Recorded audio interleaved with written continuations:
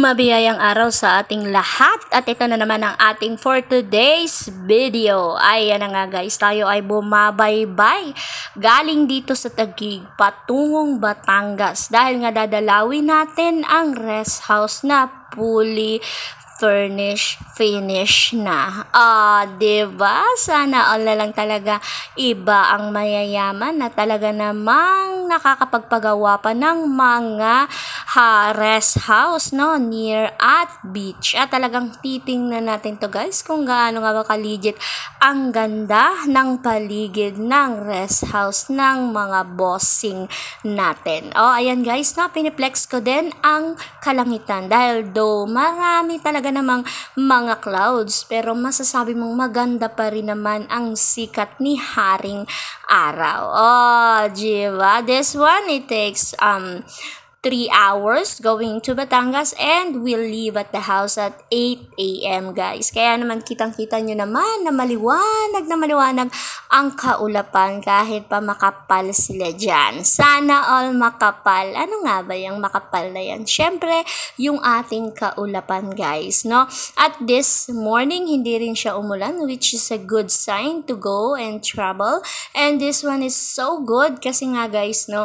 Wala masyadong traffic din na talaga namang tuloy-tuloy lang ang ating biyahe hanggang sa tayo ay makarating sa ating paroroonan.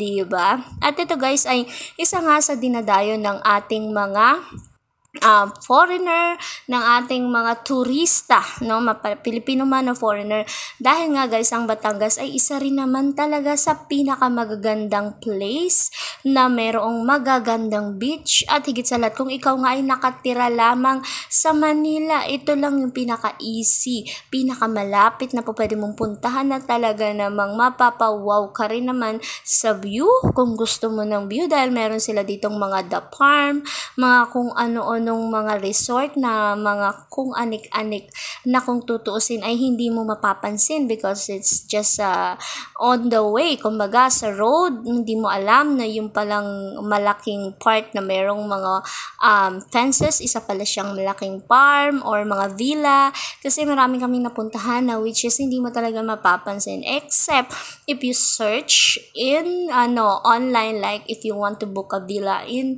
Batangas, you can see their spot. Kaya lang, ito nga guys, syempre, di ba, kailangan mo talaga mag-search, no, and you will see how good the Batangas is not only in the beaches but also in resort, in the farm, in the villas. Talaga namang hindi sila pahuhuli guys, no? Kaya ito na nga ating view guys, no? Wow, look at that from the top. Sana all from the top guys, no?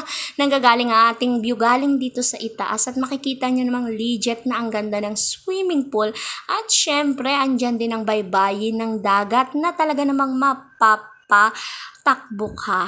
Kasi syempre, 'di ba? Ayan guys, sumasalubong ka sa napakagandang alon ng dagat ng Batangas. At syempre guys, no, ito ay napakaganda rin kapag lulubog o lilitaw ang araw. Sunset and sunrise ba ang tawag diyan, no? Ayan yata 'yan.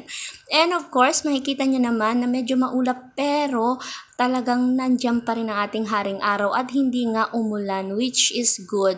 At syempre ang kanilang tubig, ayan guys, malinis pa rin naman.